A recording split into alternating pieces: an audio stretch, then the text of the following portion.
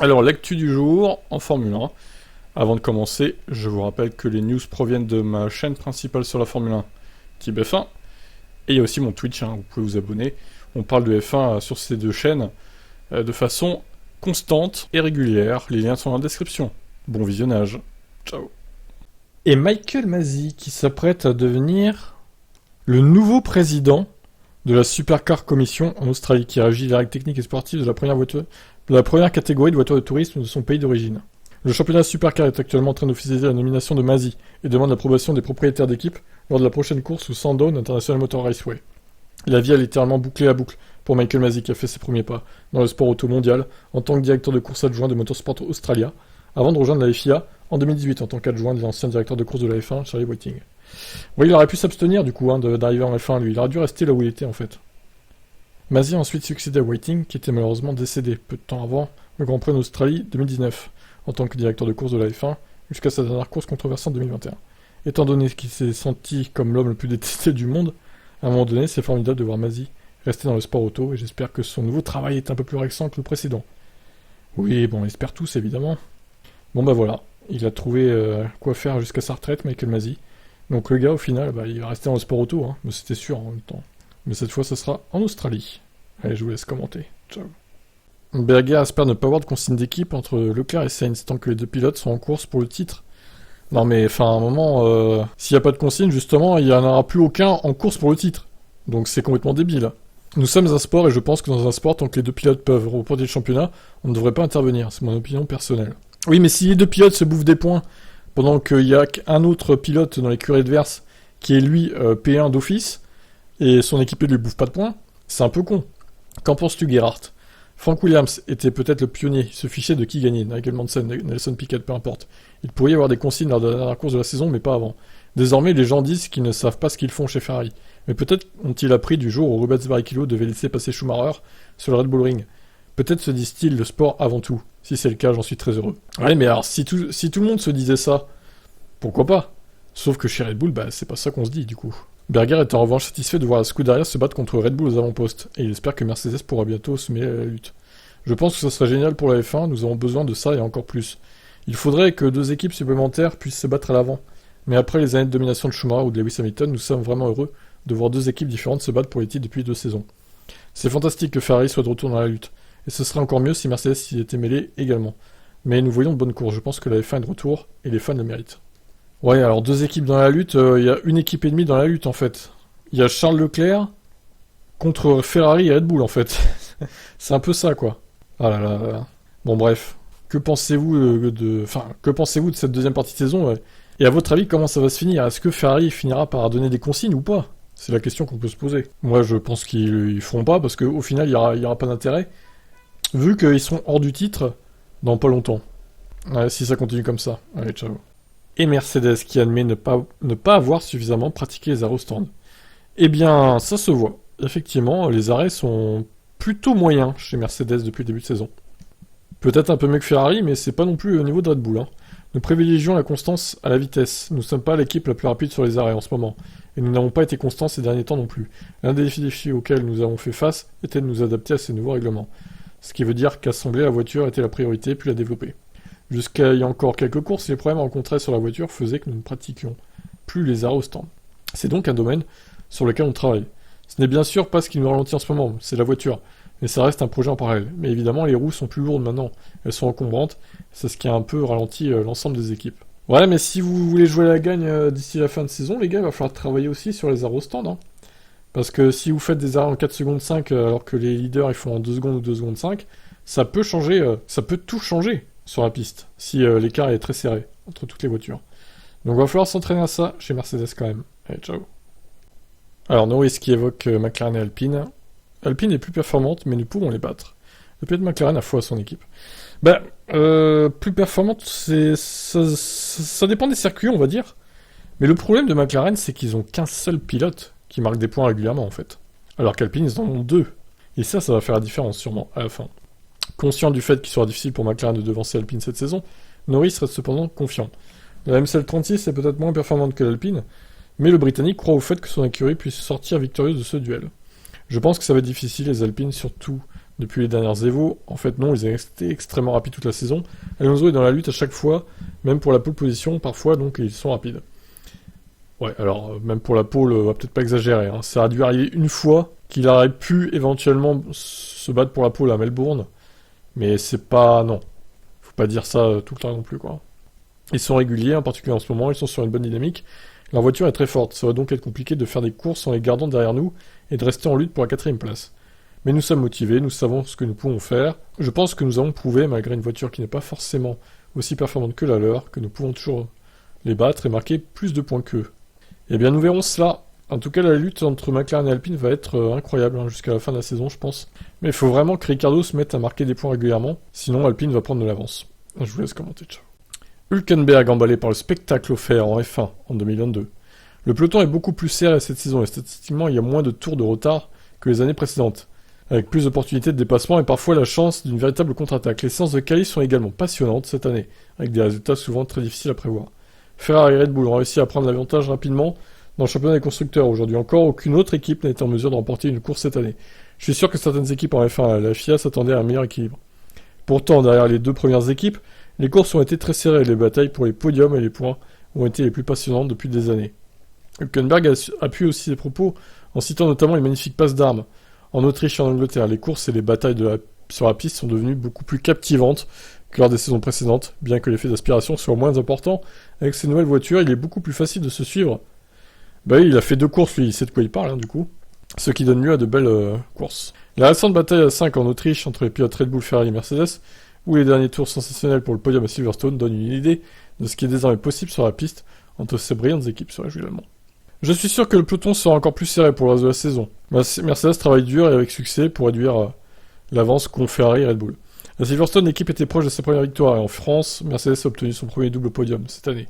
Dans la seconde moitié de saison, nous pouvons nous attendre à des batailles à 3 passionnantes entre les équipes de pointe. McLaren et Alpine sont derrière eux à un niveau très similaire, se battant pour la 4ème place du championnat constructeur. Les autres équipes, y compris Aston Martin, apporteront également des mises à jour au cours du reste de l'année, qui promettent des batailles passionnantes pour les points restants. Enfin, Hülkenberg constate comme beaucoup un nouvel engouement autour de la F1, avec de l'affluence record sur les week-ends de Grand Prix, la probable arrivée de nouvelles équipes et la mise en lumière des pilotes grâce aux nouvelles monoplaces. L'intérêt pour la F1 n'a jamais été aussi grand. Il n'y a pas si longtemps, les courses étaient considérées comme ennuyeuses et répétitives, les médias en parlaient avec mépris, et la conception de cette compétition était considérée comme dépassée. C'était un non-sens. À mon avis, la F1 travaille dur avec succès pour mettre en place une série de courses pour l'avenir. Les questions de durabilité sont abordées. Des marques de voitures prestigieuses telles qu'Audi et Porsche font pression pour être présentes. Et les week-ends de course ont un caractère de festival dans de nombreux endroits comme jamais auparavant. Enfin, je dois dire que les compétences du pilote sont en fin de compte la principale influence sur les résultats en raison des nombreuses batailles sur la piste cette saison. Les pilotes sont sous pression constante et doivent conduire les voitures à la limite absolue plus souvent. Très bien, bon, je suis d'accord avec Hülkenberg, il a tout dit, honnêtement. La saison 2022 est plutôt qualitative, dommage qu'il y ait cet écart au championnat, à cause du fait que Ferrari soit nul, tout simplement. Pas nul en termes de vitesse de la voiture, mais en gestion, quoi. Voilà, en espérant que tout ça se resserre d'ici la fin de saison. Ciao, ciao. Pérez, vous n'avez pas vraiment de vie personnelle en F1, le pilote Red Bull comprend le départ de Vettel. Checo, toi aussi tu as des enfants en plus. Chaque fois que vous partez, vous pensez à ces au revoir et que vous dites aux enfants. C'est difficile, c'est un sport qui prend tout de vous, de votre vie personnelle. En fait, vous n'avez pas vraiment de vie personnelle. Vous êtes toujours en train de travailler, vous êtes toujours en train de vous entraîner, vous êtes toujours en train de regarder ce que vous mangez. C'est la même chose quand vous êtes avec vos enfants. De fait, Pérez comprend que Vettel veuille profiter des siens et note la décision vraiment acceptable et compréhensible. Lorsque vous avez un projet qui vous motive et que vous voulez être là, vous savez quel est le prix à payer. Parfois, vous n'êtes plus prêt à le payer. Et à ce moment-là, c'est à ce moment-là qu'il vaut mieux dire au revoir à ce sport. Je pense que c'est une décision très personnelle. C'est extrêmement personnel, ça dépend de comment vous vous sentez, de ce que vous voulez faire avec votre famille. En vieillissant, vous avez d'autres priorités. Parfois, vous êtes prêt à payer le prix de la F1 et parfois, vous n'êtes pas. Alors, combien de temps ça va durer pour Pérez, Il avait dit il y a quelques mois que il s'éterniserait pas non plus en F1 parce qu'il y a sa famille et tout.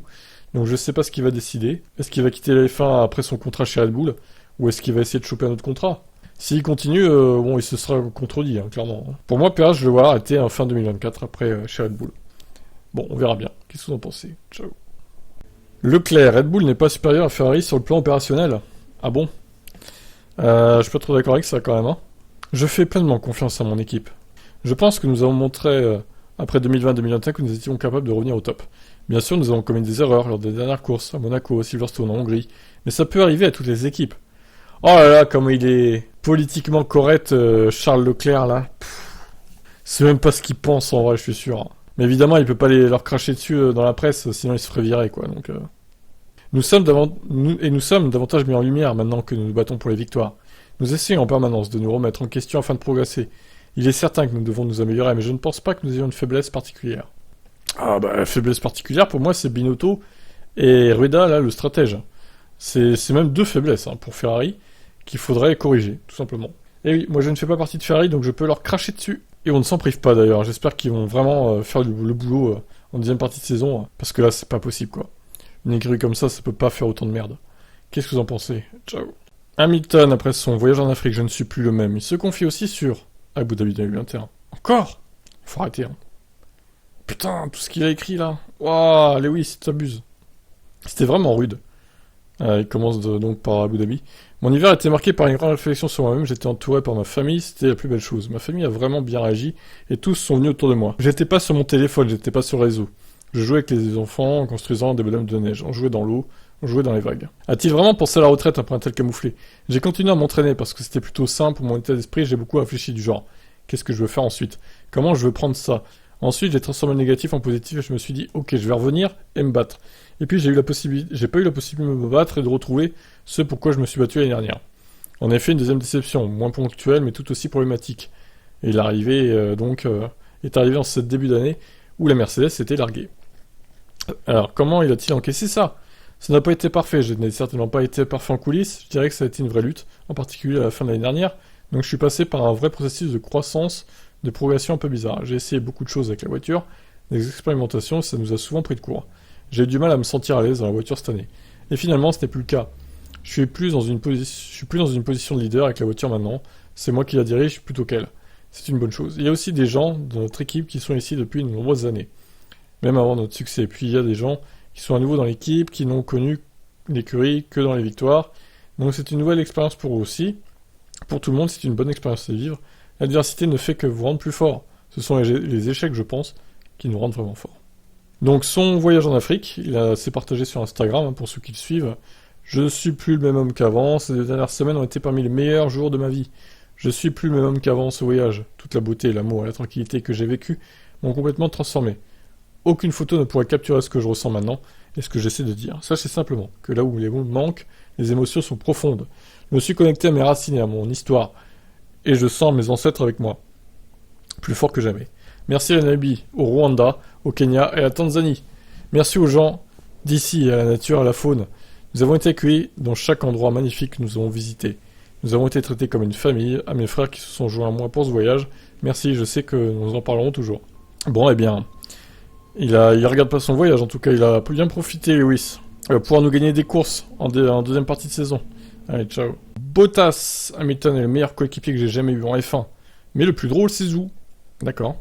J'aime tenir un rôle plus important dans l'équipe que par le passé, c'est vraiment gratifiant de voir les résultats de notre travail. Il a été demandé au pilote, qui fait 33 ans à la fin du mois, quel était son coéquipier le plus fort en F1. Le meilleur, Hamilton, sans aucun doute. Le plus drôle, Zhou. Nous rions beaucoup ensemble. Et lorsqu'on lui demande avec quel directeur d'équipe il préfère travailler, Bottas n'a visiblement pas hésité. Je dirais Fred Vasseur, il est un peu plus détendu que Toto Wolff. Avec Fred, j'ai roulé 2 ans en F3, nous avons remporté le titre en GP3 ensemble. Tout ce que Fred entreprend finit par gagner. J'espère donc que ce sera encore le cas ici. Ouais, sauf que là on n'est pas dans les séries de promotion GP3, F3, etc. F2 non plus. Donc, c'est pas les mêmes voitures, c'est compliqué là, de faire la différence. Donc voilà, en gros, Bottas, le meilleur coéquipier qu'il a eu, c'est Hamilton, et le plus drôle, c'est Zhou. Bah, fallait bien qu'il cite Zhou, son équipier actuel, quand même. Ça paraît normal. Il allait pas dire que Zhou est meilleur qu'Hamilton, ça aurait été con. Allez, je vous laisse commenter, ciao. La F1 envisage de créer un dessin animé. Ça va un peu loin, là, quand même. On se calme, la F1. Essentiellement, nous voulons que les gens s'engagent dans notre sport comme ils le souhaitent. Nous voulons nous assurer que notre offre est aussi large que possible. Drive to Survive est un pilier très réussi de ça, mais nous voulons également nous engager auprès des enfants, par exemple. Nous voulons faire une série d'animation, un dessin animé. Nous voulons aussi faire quelque chose dans le domaine des voyages, et quoi que ce soit d'autre qui peut avoir un lien avec la F1. Mais essentiellement, nous voulons autant de points de contact différents que possible pour le sport. Nous devons donc nous assurer que du point de vue du contenu, Ce que nous diffusons au-delà et autour de Drive to Survive s'engage auprès des fans qui viennent de cette direction. Donc c'est Holmes, comment il s'appelle lui? Ian Holmes, d'accord, directeur des droits médiatiques de la création du contenu de la FOM. Un dessin animé sur la F1, wow, c'est un peu con je trouve, non, faut pas faire ça. C'est un peu débile, hein. Ça va un peu loin pour ma part, je ne me cautionne pas. Qu'est-ce que vous en pensez, vous? Est-ce que c'est une bonne idée, selon vous, un dessin animé sur la Formule 1? Ciao, ciao. Alors, Toto Wolff déclare n'avoir contacté aucun autre pilote pour l'après Hamilton. Bah, clairement, c'est un peu tôt, là, quand même, pour penser à ça, hein. Toto Wolff évoque la motivation intacte de Lewis Hamilton et sa foi à l'avenir commun avec le Britannique, n'envisageant pas de plan B en cas de succession prématurée à assurer. J'ai été en contact avec aucun autre pilote, explique-t-il au Motorsport, dans un entretien réalisé juste avant la coupure estivale. Lewis et moi, même si la saison est mal tournée, nous serions restés ensemble l'année prochaine, ne serait-ce que pour le principe et l'espoir. Et depuis quelques mois, on discute du fait que ça dure 5 ou 10 ans. Ouais, alors 10 ans non, hein. Donc quand même, tout ça n'est vrai, je n'ai pas été en contact de manière active ou réactive avec quiconque pour piloter chez nous à l'avenir. Hamilton a signé en 2021 un nouveau contrat de 2 ans, garantissant sa présence chez Mercedes jusqu'au terme de la saison prochaine, 2023 donc.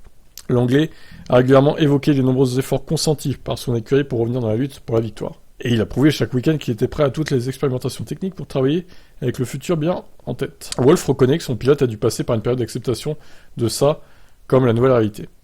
Ce n'est certainement pas une expérience réjouissante, mais après les premiers Grands Prix, il était très particulier. Il s'est mis dans des situations qui consistaient à savoir comment ramener cette voiture aux avant-postes.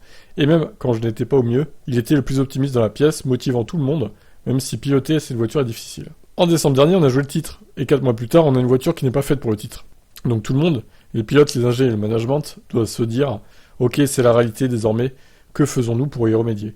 On ne peut pas juste appuyer sur le bouton et dire « Il n'y a pas de problème » et qu'on va s'en sortir. Bah ouais. Bah c'est bien qu'il ait accepté le fait d'être de nouveau, on va dire, pas dans le peloton, parce que c'est pas le cas non plus, on va pas exagérer, sauf sur certaines courses du début de saison, où il était hors du top 10 même. Mais bon, il se battait régulièrement pour le top 6 déjà, et ils étaient devant les Alpines, donc c'est déjà pas mal. Maintenant, il faut renouer avec le succès et vite pour Mercedes, parce que sinon Hamilton, je sais pas s'il continuera à environ... Si 2023 c'est comme ça, honnêtement, je vois mal Hamilton continuer quand même. Après, on verra. Peut-être qu'il a eu un regain de motivation et qu'il se dit Hamilton, au final, bon, bah, j'ai quand même une liberté hein, chez Mercedes. Pendant les vacances, je peux voyager. Pendant l'intersaison, je peux faire ce que je veux. Ils m'emmerdent pas, donc je vais continuer en F1, je vais rester chez eux. Et puis voilà. C'est peut-être ça qui se dit aussi Hamilton. Il va peut-être re-signer, prolonger chez Mercedes, donc, pour l'après 2023. On verra. Je vous laisse commenter. Ciao.